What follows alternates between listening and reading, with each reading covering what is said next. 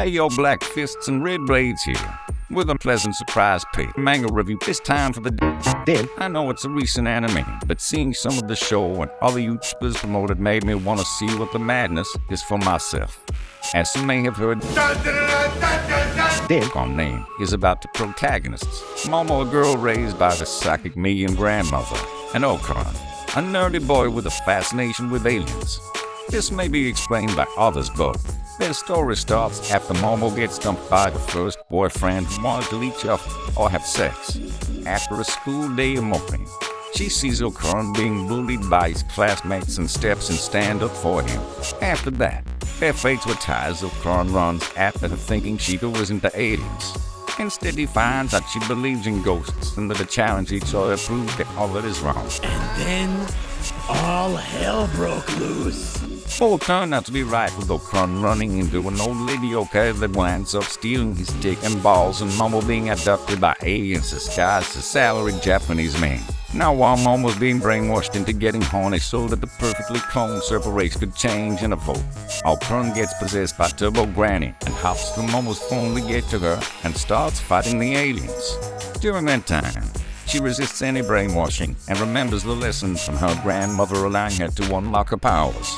One quick battle and glimpse into the future, and they manage to escape the aliens. Momo and Okran wind up on the side of the road, with less clothes and genitalia. After learning from the Turbo Granny, Momo exercised from Okran that she will keep him cursed.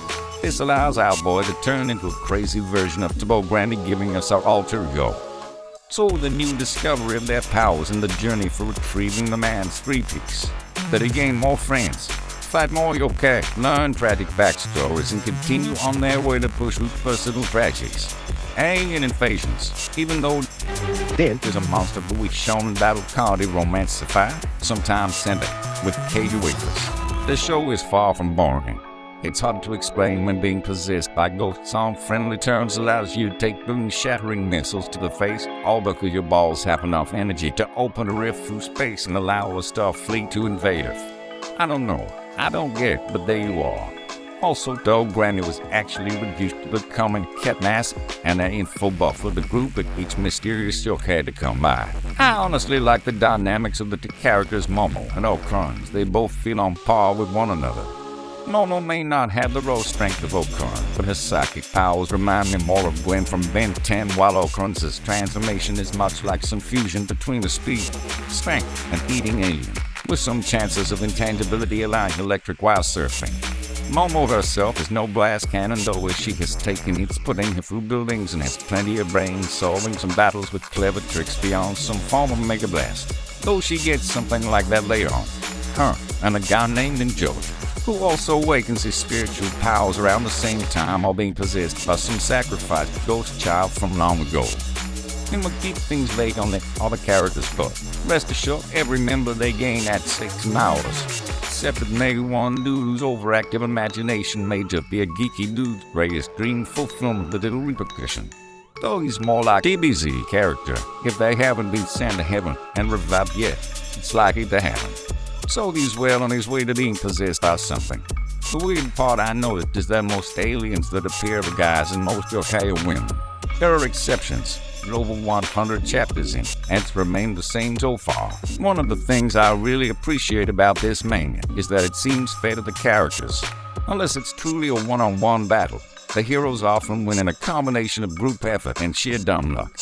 An example is that the Serpo, the bullet shrimp man who can't rip underwater, but has stronger punches when submerged, and a Loch Ness monster alien with water jet powers. They fused into one, but the Serpo was not familiar with all his abilities and was taken out of the water, making the bullet shrimp limb shatter under its own force and preventing the water jet. Okran and Momo win the battle after he does a rush move he calls on all app that allows him to charge from nearly anything, though some yokai seem on par or stronger. They did have another girl with the name Airbud, who gets possessed by her own yokai with a sad backstory. It's a lot. I won't spoil anything, just hint. I more than recommended just the story on its own being refreshing. It's awesome, but the truth is that I'm not here for the anime, though I'm watching. No, I dropped all the money needed for the Kindle copies because of the art. There are battle scenes with so much detail that it becomes mesmerizing. The city battle scenes, group skirmishes, and displays of power and movement honestly make me wonder if the mangaka Yuki Nobutatsu is one of the greatest manga artists I've seen. I'm not really diving into a lot of manga, but I've admired Berserk, Frazetta, Vagabond, Only the Battle Angel, and many others just for fun and practice, and I confidently believe that the art for this manga is on par or above some of the others. I am serious about this. The amount of detail in the backgrounds is amazing, whether it's for cityscape or hordes of people, though some of the action scenes may have too much clutter. Sometimes the flow of action is lost in the chaos, so when there's a badass moment about to happen, you aren't sure which way the hero is going.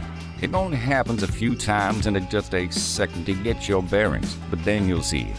That being said, I hope the story continues its pace. The group searches for the missing family jewels. I definitely recommend it. Thanks for listening. This is Black Fists and Red Blade signing out. Have a good one, y'all.